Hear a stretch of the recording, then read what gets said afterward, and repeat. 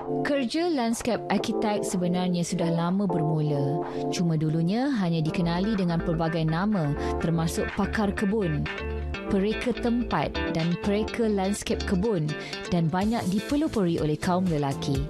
Disebabkan itu, pembabitan wanita agak kurang dalam bidang seni bina landscape.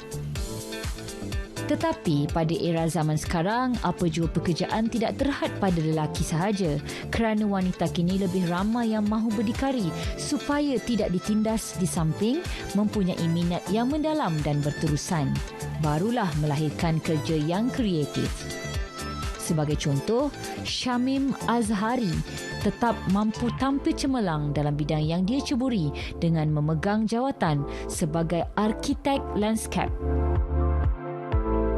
Episod kali ini, kita akan mendekati Syamim Azhari, graduan Ijazah Sarjana Pembinaan Persekitaran, Pengkhususan Lorong dan Seni Awam dari Universiti Islam Antarabangsa Malaysia, UIAM, memiliki pengalaman luas dalam bidang landscape sehingga ke peringkat global. Saya dilahirkan di Kuala Lumpur, Sekolah Besar Kuala Lumpur. Saya dibesarkan dan bersekolah rendah di Sekolah Kebangsaan Taman Lawati. Lepas tu saya pindah ke Rawang. Lepas tu saya sambung belajar di universiti. Saya ambil bidang seni bina landscape atau Bachelor in Landscape Architecture.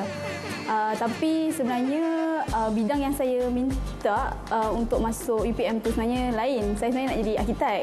Tapi mungkin bukan rezeki, jadi saya dapat course landscape architecture.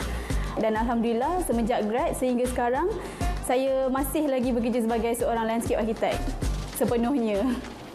Apa sahaja yang berada di luar bangunan, itu adalah sebenarnya skop landscape architect.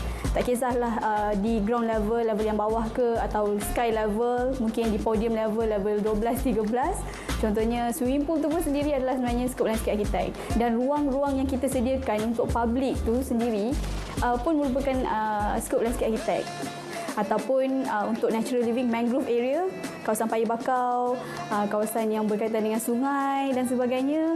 Kadang-kadang kita ada rekreasi kan, kawasan-kawasan rekreasi seperti itu pun sebenarnya tertakluk atau termaktub dalam skop landscape architect sendirilah. Kalau nak cakap dorongan ni, sebenarnya ibu bapa saya dia sangat bebaslah, dia tak kisah anak-anak dia nak ambil skop apa saja.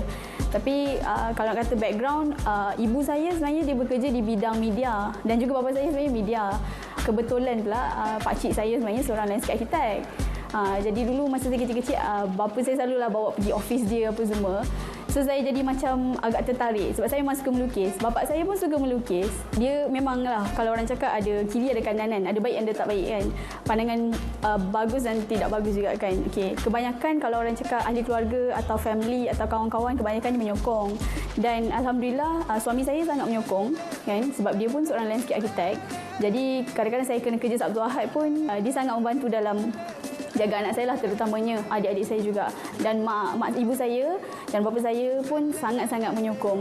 Tapi untuk berkata tentang pandangan orang ramai yang ada juga yang tidak menyokong, sebab saya perempuan kan. Lagi satu, saya bekerja dekat site. Bila kita pergi site, engineer ke ataupun kontraktor ke, kebanyakannya lelaki. Adalah persepsi yang kata macam alamak, landscape architect ni perempuan kan, senang lah nak tai chi kan, macam tu lah dengan kata mudahnya lah kan. Tapi you kena tegas lah. Jadi prinsip saya, kita tahu kita ada deadline, kita tahu kita kerja macam mana, tahu tim macam mana. Jadi saya memang seorang yang sangat serius. Beliau pernah mewakili negara membentangkan projek pada Persidangan Bandar Mampan 2018, membabitkan jurubina landscape dan arkitek dari Kanada, Amerika Syarikat dan Jepun. Bukan itu sahaja, beliau juga memberi ceramah berkongsi pengalaman termasuk pada Persidangan Bandar Mampan dan boleh didiami di Universiti Teknologi Malaysia UTM, Jalan Semarak pada 2015. Pengalaman saya berjumpa dengan Putera Charles, kebetulan masa tu birthday saya sebenarnya, 3 hari bulan 11, saya ingat sampai sekarang.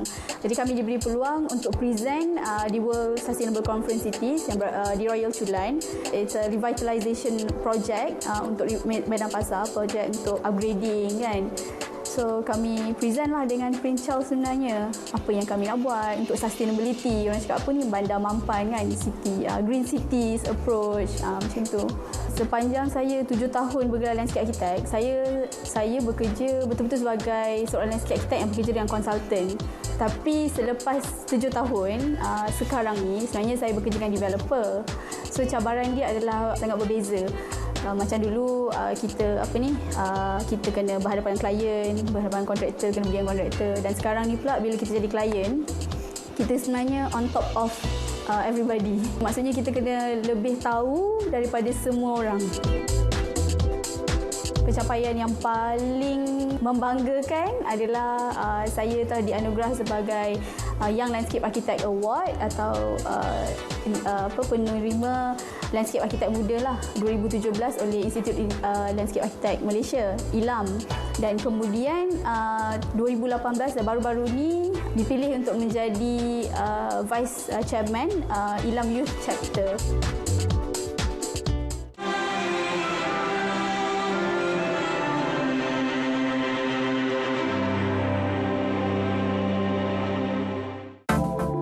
Siapa sangka kudrat wanita ini juga tertumpah dalam projek awal pengindahan sungai River of Life Fasa 1, kerja pembersihan dan pengindahan bermula dari Dataran Merdeka, bangunan Sultan Abdul Samad, panggung bandaraya, Masjid Jamik dan pasar seni.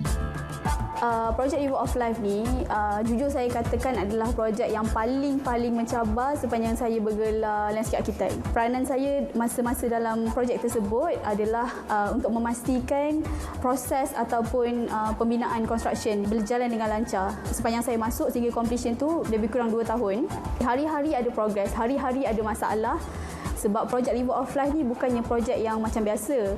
Kalau kita dapat projek macam biasa, tanah kosong, kita design, kita buat. Tapi projek River of Life ni, tanah yang ataupun tempat yang dah sedia ada, contohnya di Bandar Kuala Lumpur, di Sultan Abdul Samad, apa sahaja yang berada di situ dah berada di sana berpuluh-puluh tahun lamanya. Lepas tu bila landscape masuk, beautification untuk estetik, di mana kadang-kadang design yang kita nak buat tu tak jadi. Lepas tu dekat situ juga kita kena buat decision. Sebab kontraktor dah tanya ni, okay, you punya design A, tapi keadaan site B. Dalam satu hari tu mungkin lebih daripada 10-15 decision. Dan senior saya masa tu memang sangat banyak membantu. Sebab saya rasa masa tu saya yang paling junior lah dekat situ. Diorang dah 20, 25, 30 tahun dah. Syamim Azhari pernah dianugerahkan kecemerlangan Eco Public Art Placemaking Framework Anugerah Arkitek Landscape Malaysia MLAA 2017 yang dianjurkan oleh Institut Arkitek Landscape Malaysia ILAM bagi memberikan pengiktirafan penggiat industri landscape. Penganugerahan ini diperolehi kerana projek beliau mengindahkan lorong belakang di Seksyen 7 Shah Alam kepada persekitaran baru yang mengubah imej kawasan itu yang selalu dikaitkan dengan aktiviti negatif. Syamim kalau dari segi kerjaya memang seorang yang saya tengok memang betul-betul committed. Setiap tugasan tu memang dia buat secara terperinci dan fokus lah. Dan mungkin disebab tu juga dia salah seorang yang penerima anugerah Young Landscape Architect Award 2017 dan sekarang ni boleh dikatakan sebagai ikon arkitek landscape di Malaysia lah. Semoga Syamim akan lebih berjaya menjadi contoh dan ikon kepada golongan muda di negara kita, di samping bersama-sama dengan keluarga untuk orang kata bersama dalam kerjaya, bersama dalam kehidupan seharian.